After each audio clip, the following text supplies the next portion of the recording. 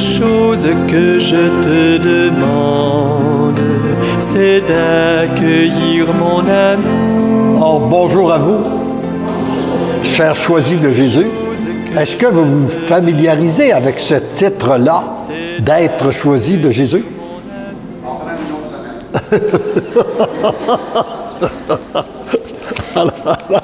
Alors, maintenant, regardons ensemble le chemin parcouru depuis que nous sommes ensemble.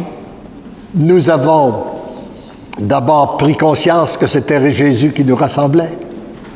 Et pour bénéficier qui nous rassemblait pour nous combler de grâce, de bénédiction, autrement dit de cadeaux. Nous avons vu que pour accueillir ces cadeaux, il fallait être dans une bonne disposition, les accueillir au niveau de notre cœur. Nous avons vu aussi les temps privilégiés que nous vivons, alors que nous sommes à l'aurore de la plus belle des histoires du monde, qui prépare le grand retour de Jésus dans sa gloire. Et que nous sommes ces choisis pour vivre avant les autres cette transformation-là qui nous conduit à la plénitude de l'amour. Nous avons vu que cette civilisation de l'amour est bel et bien en marche présentement. Nous sommes témoins que partout, il y a des gens qui vivent des grandes transformations dans leur cœur.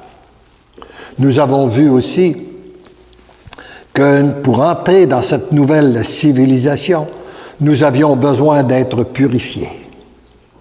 Et qu'on pouvait choisir, c'est-à-dire, il y avait deux chemins, deux grands chemins de la purification.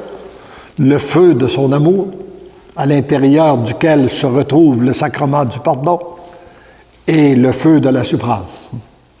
Et que c'est l'accueil que l'on faisait de l'un comme de l'autre qui produisent des fruits rapidement.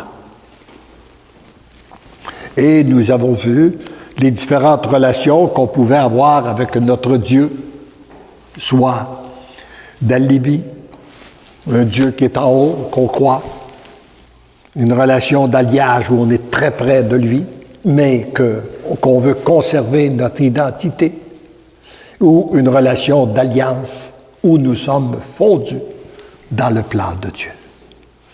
Et en tant que choisis de Jésus, nous sommes tous appelés à cette relation d'alliance où notre volonté est fondue dans la sienne. Et nous avons vu aussi comment cela doit changer notre relation envers les autres. On ne peut plus regarder les autres de la même façon qu'on les regardait. On ne peut plus parler des autres de la même façon dont on en parlait. On s'est interrogé un jour, mon épouse et moi, dans la civilisation de l'amour, est-ce qu'on va encore parler des autres? Et on a posé la question au Seigneur et la réponse qu'on a eue, c'est celle-ci. Avant d'en parler, interroge-toi, pose-toi toujours la question suivante. Ce que tu vas dire de cette personne-là, est-ce que tu contribues à la faire aimer? Si à partir de ce que tu veux dire de cette personne-là, tu contribues à la faire aimer, tu dis du bien, tu dis des belles choses de cette personne-là, tu fais bien d'en parler. Si ça ne contribue pas à la faire aimer, tu es mieux de te taire. Tu es mieux de ne rien dire. Quand je suis passé, une des premières fois que j'ai donné cet exposé-là en public, j'étais dans le nord de la France. Et puis le lendemain, je prenais le repas avec une dame qui avait assisté à la conférence. Et puis elle me dit, en retournant chez moi, dans la voiture avec mon mari, comme à l'accoutumée, j'ai passé une remarque sur quelqu'un qui avait dans l'assistance. Elle a dit, mon mari m'a répondu, mais ce que tu me dis là, ça ne contribue pas, moi, à me faire aimer cette personne-là. Elle dit, là, J'ai resté un peu surprise de sa réponse, je me suis tu. Et quelques instants après, c'est lui qui me passe la remarque sur quelqu'un d'autre. Elle dit, vous comprenez bien que je ne l'ai pas manqué. J'ai dit, ce que tu me dis là, ça ne contribue pas à me faire aimer cette personne-là, moi. Ouais. Elle dit, mon mari, il a dit, mais si on ne peut plus dire du mal des autres, qu'est-ce qu'on va dire? Alors, voyez-vous, comme nous avons besoin de changer notre façon de penser, de parler. Mais avant d'arriver à parler, il faut d'abord changer notre façon de penser. Et on s'est aperçu qu'au niveau de la pensée, même si je ne dis aucun mal de quelqu'un, si je pense mal de quelqu'un, je court-circuite l'amour de Dieu. J'empêche l'amour de Dieu de circuler. Et vous l'avez tous ressenti dans des petits groupes où il y a une personne qui a un conflit avec un autre, même si on ne dit rien, la personne qui pense mal de l'autre court-circuite l'amour. Donc, nous avons à demander au Seigneur de venir nous rééduquer dans notre façon de penser aux bonnes choses. Au lieu de dire du mal de quelqu'un, le voir comme étant une personne blessée, une personne qui souffre, qui a besoin d'être aimée. Et puis, si elle nous dit des paroles désagréables, comme on l'a vu hier, bien l'accueillir, dire « j'avais peut-être besoin de ça, moi, dans l'humilité ». Et un bon moyen pour savoir si on a un petit peu d'humilité en nous, c'est de regarder comment nous acceptons la critique.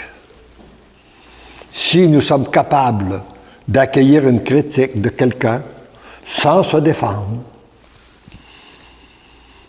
ça veut dire qu'on a un peu d'humilité. Si tout de suite on se sent obligé de se défendre et dire non, non, c'est pas ça, t'as pas compris, c'est peut-être qu'il y a encore beaucoup d'orgueil en nous.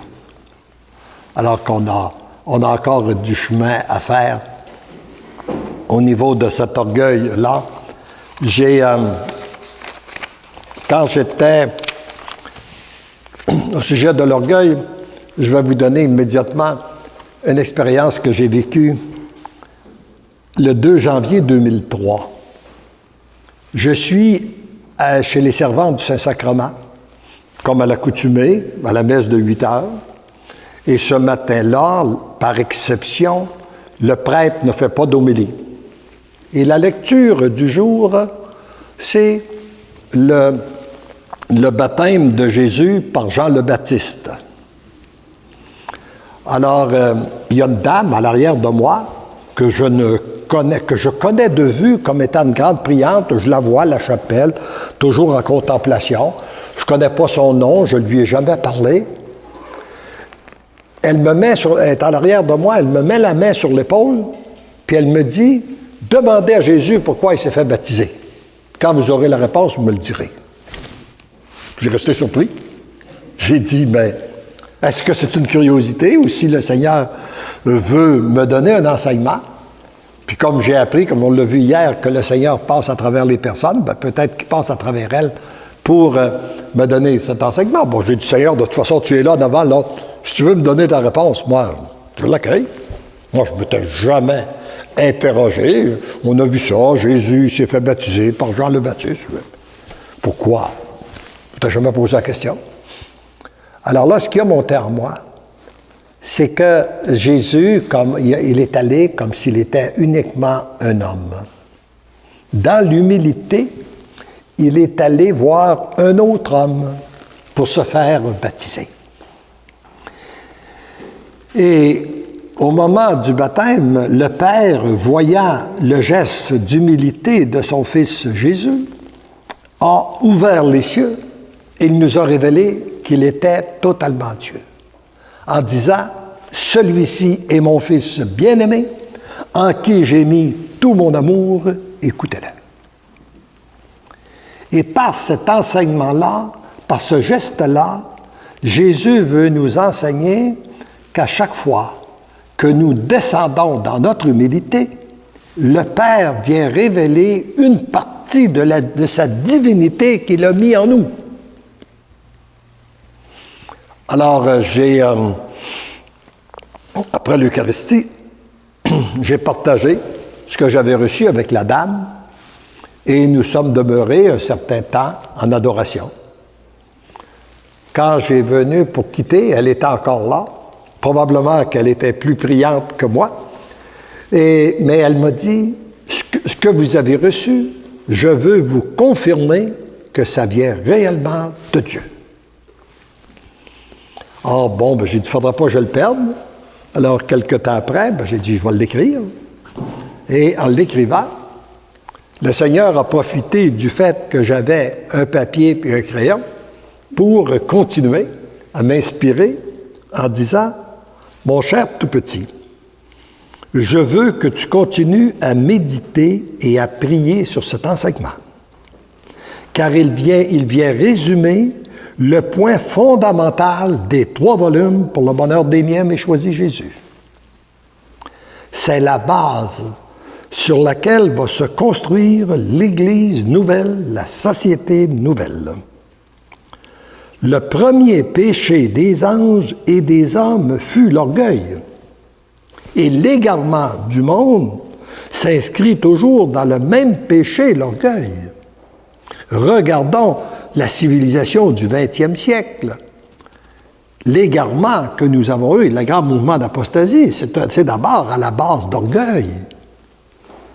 Alors qu'on a cru que par notre savoir, notre intelligence, notre science, on n'avait plus besoin de Dieu.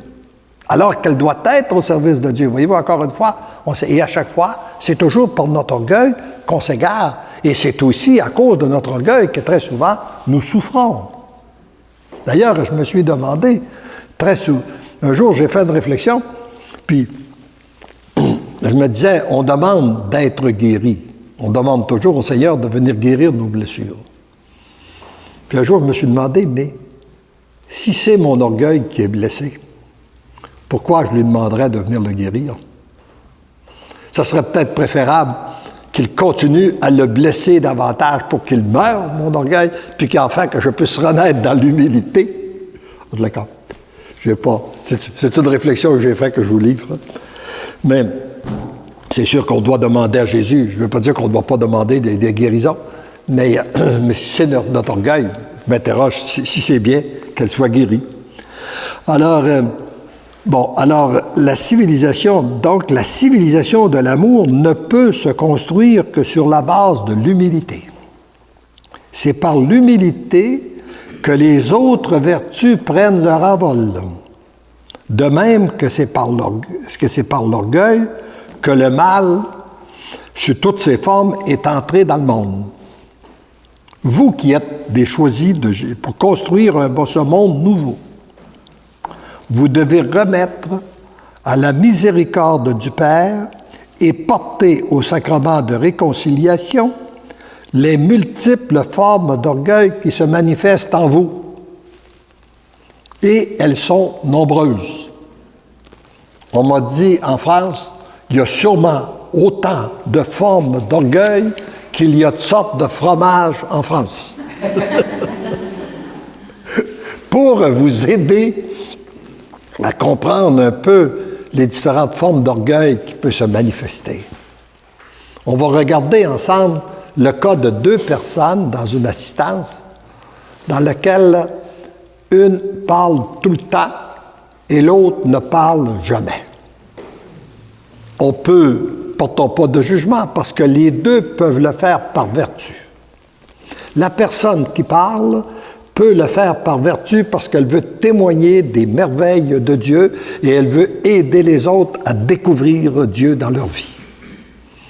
Celle qui ne parle pas peut aussi le faire par vertu parce qu'elle veut donner la chance aux autres de parler avant elle et qu'elle veut aussi bénéficier de tous les enseignements qu'elle peut recevoir par les autres lorsqu'ils parlent. Mais les 2 pourraient le faire par orgueil. Celle qui parle peut le faire dans le but de se mettre en évidence puis prendre le contrôle sur le groupe, et celle qui ne parle pas peut le faire aussi par orgueil, parce qu'elle ne serait pas capable de supporter quelqu'un qui viendrait dire le contraire de ce qu'elle dit, de ce qu'elle a dit. Alors, pour ne pas avoir à subir cet affront, n'étant pas capable d'accepter une contradiction, elle préfère se taire et de rien dire. Alors, voyez-vous, et ça, on peut le trouver comme ça dans une multitude de circonstances. Alors, on a demandé le discernement, la sagesse de Dieu pour savoir, pour reconnaître en nous les différentes formes d'orgueil qui se manifestent.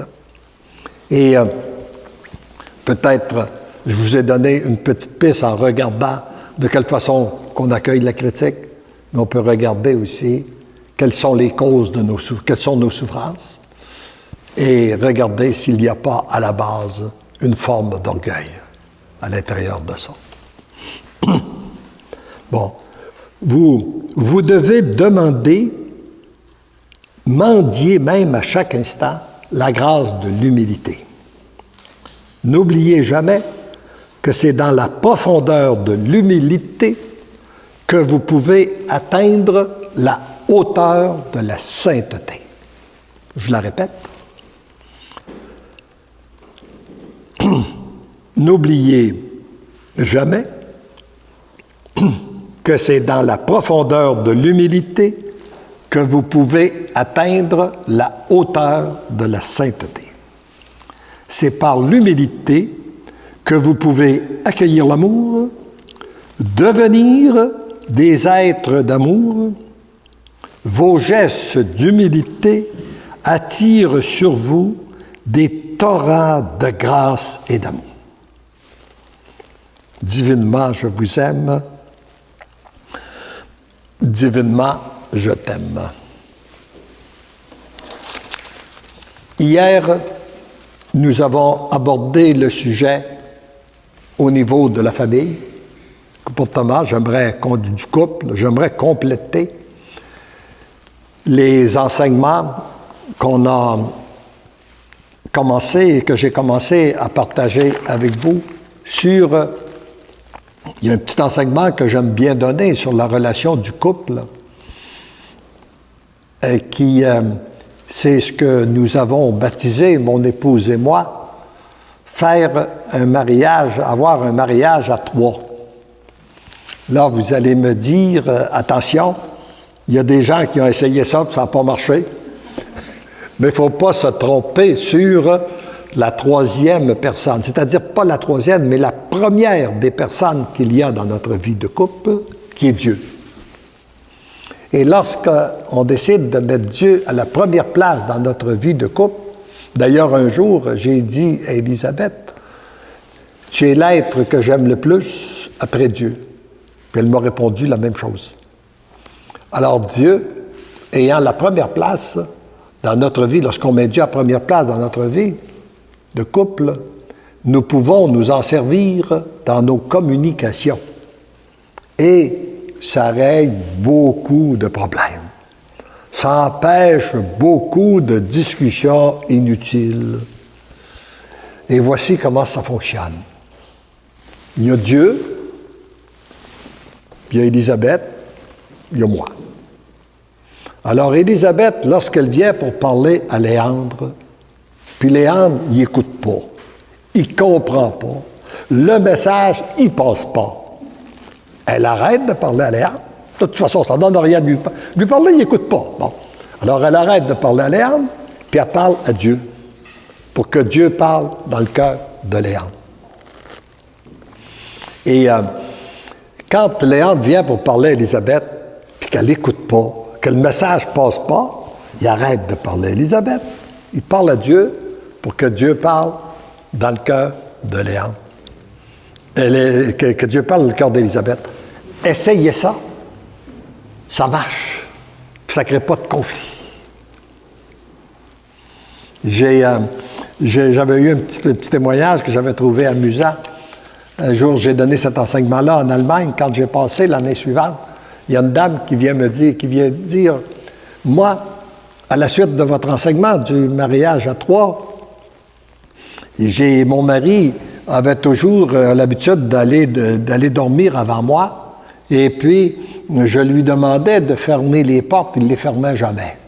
Fait qu'à Dieu un soir, je ne lui demande pas, je le demande à Dieu. J'arrive, toutes les portes sont fermées. Fait qu'elle dit, je suis surprise. Le lendemain, je me suis dit, je lui dis ou je lui dis pas? Ah, elle dit, je vais lui dire.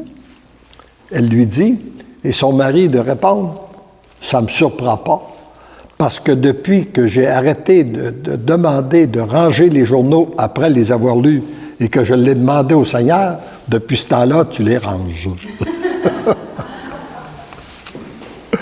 Alors, voyez-vous, cette communication triangulaire ne fait pas de division. Elle crée l'unité et vous pouvez la faire.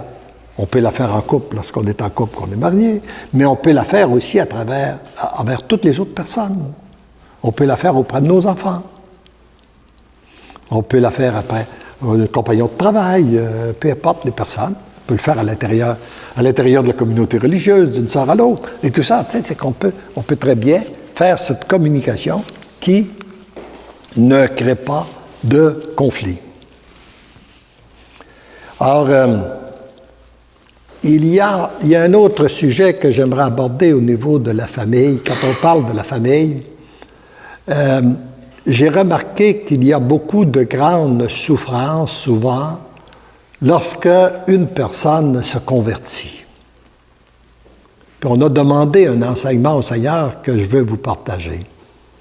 Je reçois le téléphone un jour, c'est-à-dire une lettre, d'une dame que nous connaissons depuis nombre d'années, qui demeure dans la région de Hall-Gatineau, très engagée au niveau de la foi.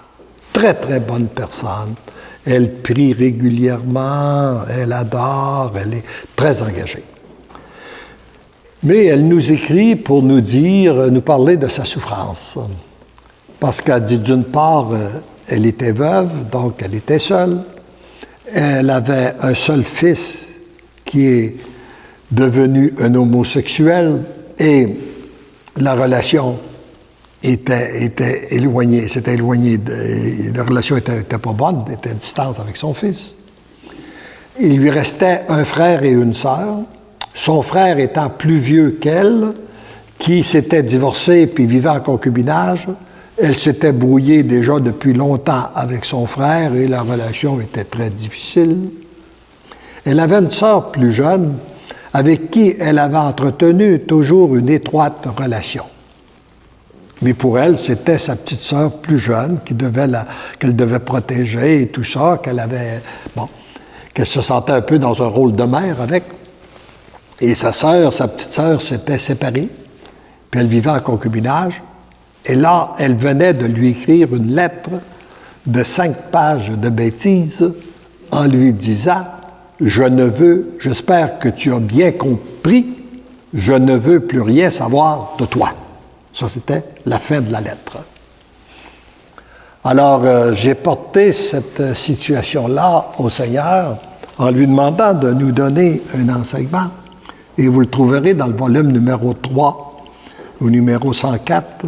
Et il est republié aussi, je pense que je l'ai republié aussi reproduit dans ce petit volume-là, pour le bonheur du couple et de la famille. Alors voici ce que j'obtiens. Oui, l'engagement pour Dieu ou la conversion d'un des membres d'une famille suscite parfois des divisions au sein de cette famille et fait l'objet de grandes souffrances. Certaines de ces souffrances sont nécessaires pour vérifier l'authenticité de l'engagement. Vous savez, si on vit une conversion, puis qu'en arrivant à la maison, tout le monde nous applaudit, puis on est content, tu viens de découvrir le Seigneur. Bon, mais si, au contraire, quand on arrive à la maison, les gens nous disent, mais qu'est-ce qui t'arrive? Es-tu tombé sur la tête, là? Es-tu en train de venir fou, là? Qu'est-ce qui se passe, là? Bon. Alors, ça ne fait pas le même effet, ça vérifie l'authenticité de notre engagement, à savoir est-ce qu'on est réellement engagé vers le Seigneur ou si on le fait pour que ça plaise aux autres. D'autres souffrances sont nécessaires pour la conversion de certains autres membres de la famille. savez que Saint Paul, je souffre dans ma chair, ce qui manque à la passion du Christ. On a parlé hier de l'importance d'accueillir une souffrance et de l'associer aux souffrances du Christ afin qu'elle retombe en grâce et en bénédiction sur l'humanité et d'une façon toute particulière sur les personnes qui sont la cause de nos souffrances. Cependant, beaucoup de ces souffrances pourraient être exemptées. Puis là, il y a 4 si. Si la personne convertie avait une foi plus grande et mettait toute sa confiance en moi et non dans ses moyens d'évangéliser. Voyez-vous la différence? Quand on a parlé hier de donner nos enfants au Seigneur. Est-ce qu'on met notre confiance en Dieu pour évangéliser ou si on met notre confiance en nous? Alors, si on est réellement évangélisé, si on a réellement la foi, on va mettre notre confiance en Dieu, que c'est Dieu qui va toucher le cœur des personnes et non nous. Bon. Et deuxièmement, si elle respectait l'entière liberté de la personne comme je la respecte. Dieu respecte notre liberté. Nous, est-ce que nous respectons la même liberté des gens avec qui nous vivons dans une maison? Principalement ceux que nous aimons, notre conjoint, nos enfants. Je ne parle pas d'enfants lorsqu'ils sont jeunes, qu'on a à les éduquer, mais je parle lorsqu'on est dans un monde adulte. Est-ce qu'on respecte l'entière liberté des autres, leur choix? Troisième si elle acceptait de demander pardon, d'avoir entravé la liberté de l'autre, lorsqu'elle constate avoir voulu lui imposer sa foi. Le texte aurait peut-être pu se lire aussi. Si elle avait l'humilité de demander pardon, d'avoir entravé la liberté de l'autre, lorsqu'elle constate avoir voulu lui imposer sa foi. Quatrième, si elle était capable d'aimer en profondeur la personne pécheresse, tout en rejetant le péché. Voyez-vous, c'est là d'ailleurs que c'est un enseignement que Jésus nous a donné et très souvent nous avons bifurqué. Est-ce que la personne, le Seigneur nous a demandé d'aimer la personne pécheresse, mais rejeter le péché. Alors trop souvent, nous avons cru que pour aimer la personne, il fallait accepter le péché. Et pour rejeter le péché, il fallait rejeter la personne. Non. On a demandé la différence, de dire oui, moi je t'aime. Je n'accepte pas ce que tu fais. Je n'approuve pas ce que tu fais, mais toi je t'aime. Ma porte est toujours ouverte, je vais toujours t'accueillir, je vais toujours t'aimer. Même si je n'accepte pas ta conduite. Alors je lui ai envoyé, j'ai envoyé cette lettre-là, cette réponse-là à la dame en question. Je n'ai pas entendu parler d'elle pendant 1 an. Au bout d'1 an, elle nous appelle toute heureuse. Elle dit « Je viens de me réconcilier avec ma sœur. Et je veux que vous soyez les premiers à l'apprendre. » Ah oui? Elle dit « Je dois vous dire que ça m'a pris 1 an avant de pouvoir lui écrire. » Je lui ai écrit je ne sais pas combien de lettres que j'ai déchirées. Parce que dans chacune des lettres, je lui demandais pardon, mais il y avait un petit côté moralisateur. Tu sais, c'était ma petite sœur plus jeune, puis là, elle dit, je disais non, c'est pas ça. Je déchirais ma lettre, je la mettais au panier, puis je déchirais mes lettres. Elle dit, la lettre que je lui ai écrite, elle était ceci. Je lui ai écrit le jour de mon anniversaire. Aujourd'hui, j'ai 65 ans. Que le temps passe vite. Je n'ai qu'un seul regret. C'est-à-dire, moi, j'ai organisé ma vie comme je n'ai qu'un seul regret de ne pas avoir été la sœur que tu aurais voulu que je sois. Moi, j'ai organisé ma vie comme je croyais qu'elle devait être organisée. J'ai oublié que tu avais le même privilège que moi. Pour toutes les fois où j'ai entravé ta liberté, je t'en demande pardon. Ta petite sœur qui t'aime. Elle dit, ça n'a pas pris 24 heures. Le téléphone a sonné et nous nous sommes réconciliés. Au niveau de la famille, il y a peut-être une autre expérience aussi que je veux vous partager, qui peut peut-être contribuer à vous aider dans les relations avec nos jeunes, j'ai, parmi nos 16 petits-enfants, il y en a un qui est né le même jour que moi. Et puis, alors on s'est... D'ailleurs, je l'avais toujours vu comme étant de grâce du Seigneur. Et puis, on a pris... Là, maintenant, il est rendu à 22 ans. Alors, depuis qu'il est grand, on a pris l'habitude d'aller manger ensemble tous les deux dans les jours, soit cette journée-là ou les jours du... c'est notre fête, on va aller célébrer ça ensemble. Et quand il a eu 21 ans, je suis allé prendre le repas avec lui. Et quelques mois avant, il m'avait dit « Grand-papa, il y a des choses que j'aimerais parler avec toi. » Ah oui? Bon, fait que... Et puis, là, lorsqu'on est allé manger, moi, ça m'avait resté enregistré. Alors, quand il a commencé par me dire qu'il se trouvait très privilégié d'avoir vécu dans une famille où que ses parents n'étaient pas séparés. Il y avait l'exemple des grands-parents qui étaient ensemble. Et puis, il dit, je vois mes compagnons vivent tous dans des souffrances parce que les familles sont éclatées et tout ça. Puis il dit l'autre chose que j'apprécie beaucoup, c'est qu'il dit, malgré qu'on sait que vous êtes des gens très engagés dans la foi, on sent tout de même une véritable liberté de mouvement. On ne se sent pas pris, on sent que vous respectez notre liberté, tout ça. Bon, alors, il y avait des belles choses. Fait que j'ai dit, j'avais dit que tu voulais me parler de quelque chose. C'est quoi que tu voulais me dire?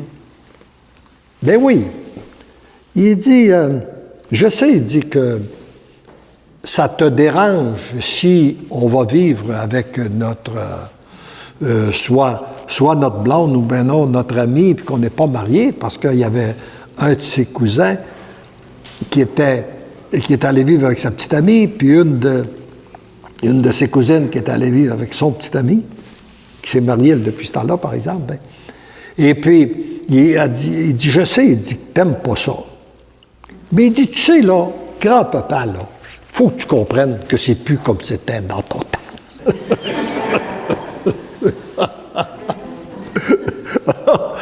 Alors, il dit, vous autres, il dit, quand votre temps, il dit, vous vous mariez, puis il dit, là, il dit, les mariages réussissaient, mais il dit, tu sais, nous autres, là, il dit, on regarde ça, puis les mariages ont éclaté, il y a eu beaucoup, beaucoup de divisions dans les couples, et puis, il dit, il est normal qu'on puisse aller vivre ensemble pour faire l'expérience de voir si on peut être heureux ou non. Puis il dit, à part de ça, il dit, dans ton temps, il dit, la société n'acceptait pas ça. Mais il dit, aujourd'hui, tout le monde accepte ça. Fait qu'il dit, pourquoi qu'on n'en profiterait pas pour aller vivre nos expériences ensemble pour voir si on va être heureux ou non. Alors, je lui ai répondu ceci. J'ai dit, c'est toi qui m'as dit tu viens de me dire au début que tu es heureux, que de l'enfance que tu as eue, d'avoir eu des parents, des grands-parents unis, contrairement au grand courant de pensée du monde.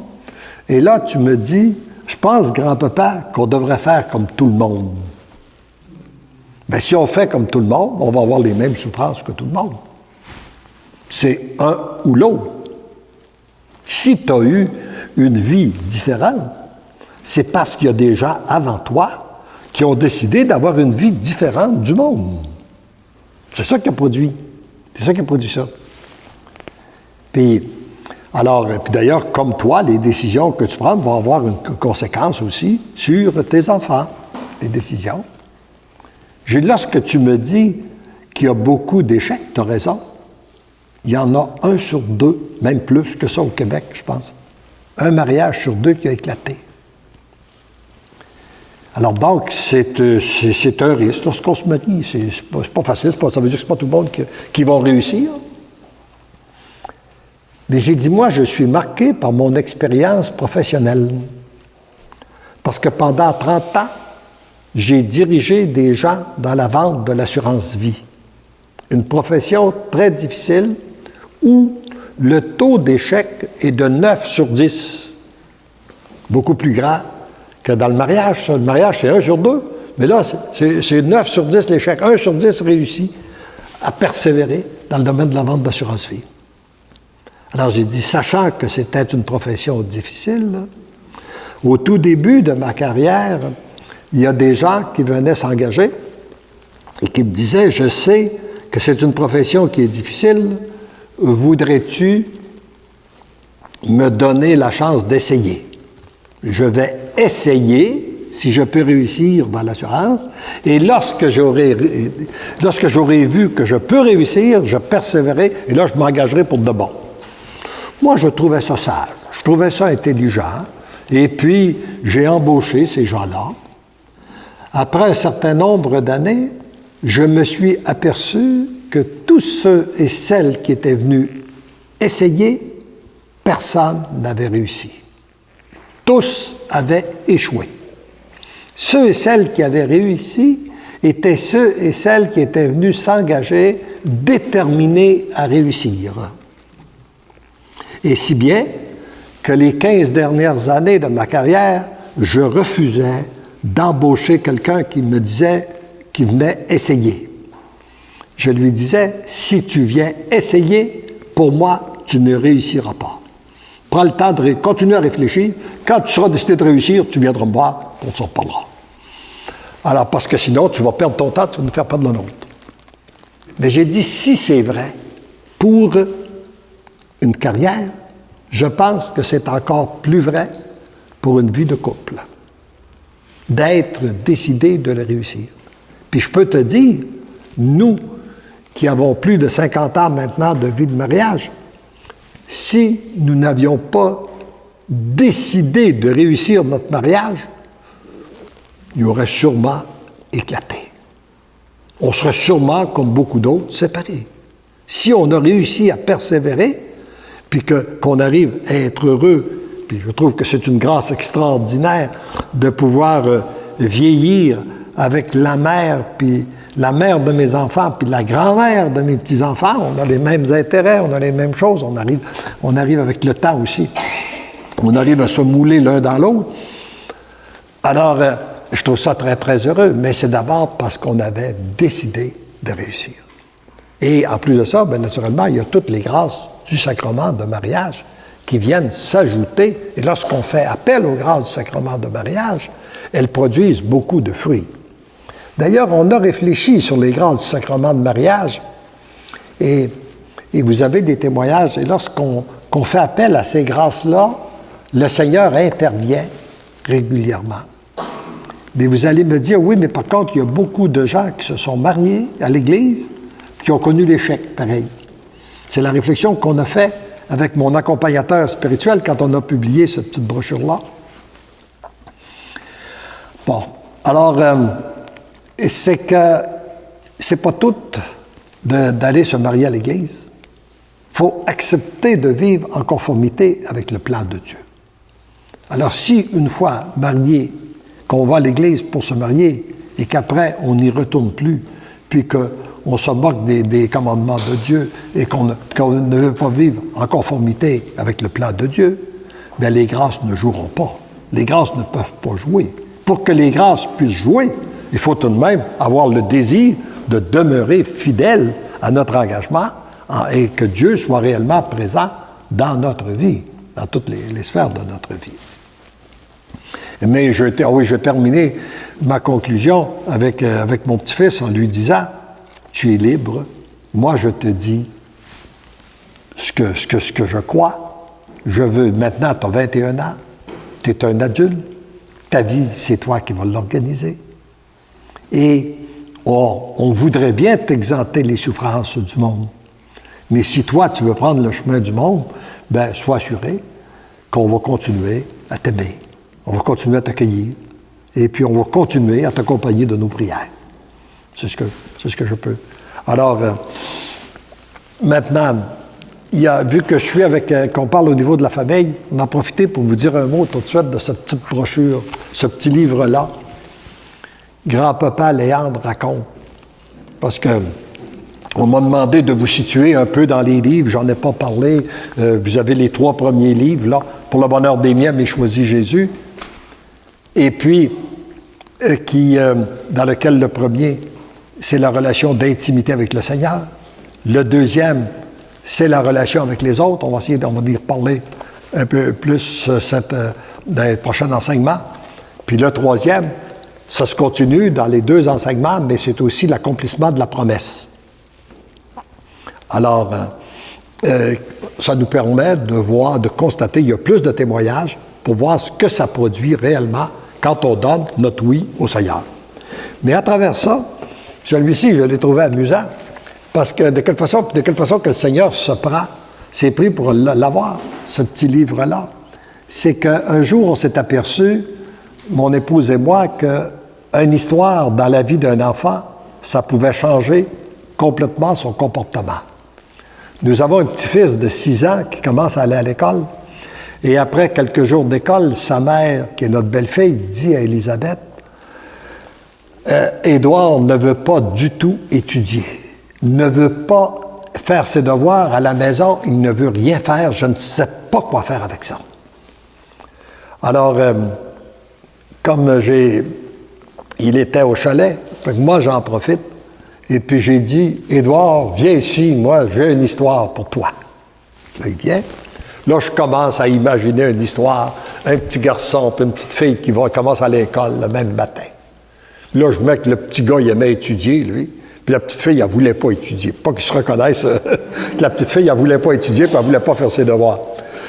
Alors, là, je lui décris tout ce que ça produit lorsqu'on fait, lorsqu'on étudie, les gens les complimentent, il y a des étoiles dans son cahier, il y a ci, il y a ça, il y a des récompenses.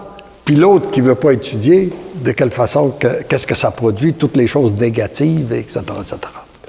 Là, il m'écoute, il a les yeux grands même. C'était fini. Il n'a jamais dit qu'il ne voulait pas faire ses devoirs ou étudier ses leçons. Il a fait une très bonne année.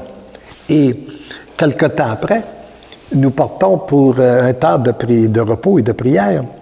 Et je parle à ma belle-fille, puis elle me dit, elle vient de coucher ses 3 petits gars, puis je pense que ça avait brassé un petit peu, vous savez, des petits gars, des fois, ça.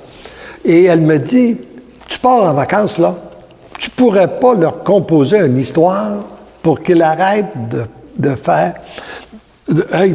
une conduite d'œil pour œil, dent pour dent. J'ai beau essayer de leur inculquer ça, je ne suis pas capable, là. Mais toi, quand tu racontes une histoire, ça a l'air que ça produit des fruits. Alors, tu ne pourrais pas leur composer une histoire? Ben, j'ai dit peut-être. Fait que j'ai apporté mon petit ordinateur et puis j'ai écrit l'histoire du petit gars puis la petite fille qui commence à l'école. J'ai écrit une autre histoire. J'ai composé un autre pour arrêter de pratiquer œil pour œil, dent pour dent. Puis il y avait une autre histoire que j'aimais bien raconter au tout petit sur l'importance de l'obéissance à la maison à partir du petit coq et de la maman poule. Alors, je vais l'écrire. Et puis, après que j'ai écrit ces 3 histoires-là, j'ai, comme à l'accoutumée, je les ai passées à Élisabeth pour qu'elle corrige mes fautes. Et puis, elle jubile. Je ne l'avais jamais vue jubiler de même. Peut-être parce que elle a passé sa vie dans l'éducation comme institutrice, mère et grand-mère. Puis elle me dit, « faut que tu en écrives d'autres. » Je dis, « Non, on écrit 3, là. »« Non, il faut que tu en écrives d'autres, Fait que comme je vous disais hier, le Seigneur nous parle parfois à travers nos épouses ou nos maris. Alors, j'ai dit, est-ce que je vais... j'ai dit au Seigneur, bon, ben si tu veux que j'en écrive d'autres, inspire-moi. Et finalement, j'ai dit oui, je pourrais en écrire une sur l'importance de l'honnêteté, etc., etc. J'en ai même écrit une sur la pureté. J'y ai pensé 2 fois là-dedans pour un enfant. Comment présenter la pureté.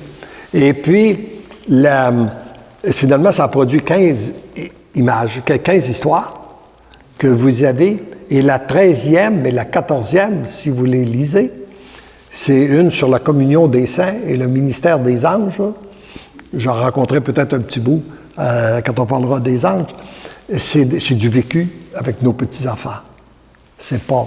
Et chaque histoire, on les répère à la plus belle et à la plus importante histoire du monde, qui est l'histoire de Jésus. La 15e, c'est Alors, et il y a un jeune homme talentueux qui a pris ces histoires-là, puis il me les a mis en dessin. Il m'a mis 52 images. Puis les dessins sont tellement parlants que quand je les vois, quand j'ai vu ces dessins, je pouvais voir exactement, je savais où il allait, je savais où il les avait. Alors, il y a une religieuse qui a dit, pour moi, ce sont les commandements de Dieu racontés en histoire aux enfants. Et j'ai entendu des beaux témoignages. Il y a une belle famille chez nous que j'ai rencontrée il y a quelque temps, où on va à la messe tous les matins, une mère qui attend son 7e enfant. Et puis, les enfants sont tous beaux. Quand j'ai vu, je leur ai donné ce livre-là. Et puis, 2-3 semaines après, je les rencontre de nouveau. Puis, un petit bonhomme de, je sais pas, une dizaine d'années, qui vient me voir, puis il dit, « Je veux vous dire qu'hier au soir, on était tous tristes à la maison. » Ah oui? Pourquoi que vous étiez tristes? Ben, on n'avait plus d'histoire. On avait fini de lire ton livre d'histoire. Alors, maintenant, et à l'endos, ben, on a mis l'âge des enfants qui pouvaient lire ça. C'est des enfants de Dieu de 3 à 99 ans. Bon, alors, je pense que je pourrais peut-être, pour finir peut-être avec les livres, on peut en reparler, là, pour qu'ils les sachent, il y a aussi ce petit livre-là. Ça fait partie pour moi du plan de Dieu aussi, parce que le Seigneur, il a le bras long, puis il voit longtemps d'avance. Hein. Alors, puis pour moi, c'est le tout début de toute cette histoire-là. Et ça a commencé en 89, soit 7 ans avant que je commence à écrire celui-ci. Les enfants m'ont donné pour mon anniversaire un gros livre tout blanc, en écrivant dessus une carte. Ce que tu nous as transmis, on ne veut pas que ça se perde, on voudrait que tu l'écrives. Alors, ça m'a flatté. Puis après, ben, ça m'a inquiété. Venant des enfants, j'ai dit, c'est très beau. Mais après, ça m'a inquiété, parce que j'ai dit, comment je fais ça? Moi, j'ai aucun talent pour écrire. J'ai toujours cru que je n'avais aucun talent pour écrire, parce que même si j'ai passé ma vie dans le domaine des assurances, je suis un autodidacte, j'ai jamais eu confiance en mon français, puis j'ai toujours détesté écrire. Mais, vu qu'on me le demandait, et par amour pour mes petits-enfants, je me suis mis à la besogne pour écrire ce petit livre-là, qui est moins spirituel que les autres, mais je parle de ma foi. Je parle des expériences au niveau familial, je parle aussi de mes expériences au niveau du travail, d'affaires. Alors, et on l'a remis sur le marché. Il apparaît que pour des gens qui sont soit des professionnels ou des gens qui sont dans le milieu des affaires et qui seraient peut-être pas prêts à lire ces livres-là, pourraient commencer par celui-ci. Ça fait une approche plus facile, ça lui permettrait. Puis pour ceux qui ont lu ces livres-là, bien lorsque vous les lisez, d'abord, il y a plusieurs petits conseils pratiques qui peuvent vous aider, des choses qui ne se passent, des choses que même si le temps passe, qui sont toujours d'actualité. Et ça vous permet de comprendre un peu comment je pensais 7 ans avant de commencer à écrire les autres livres. Alors ça vous situe pour l'aspect des volumes. Maintenant, oui, je voulais vous dire aussi, dans la pensée du jour, nous l'avons, elle est maintenant publiée par le téléphone. Vous pouvez l'avoir si vous n'avez pas Internet, vous pouvez téléphoner. Là, je n'ai pas le numéro de téléphone avec moi, je vais tenter de me le procurer, et je vous le donnerai avant la fin de la retraite. Ceux qui n'ont pas l'Internet, qui peuvent téléphoner. Ici, il y a un téléphone à Montréal, on en a un. En France, on en a un. En Suisse, on en a un. En Belgique, où les gens peuvent appeler pour avoir la pensée du jour.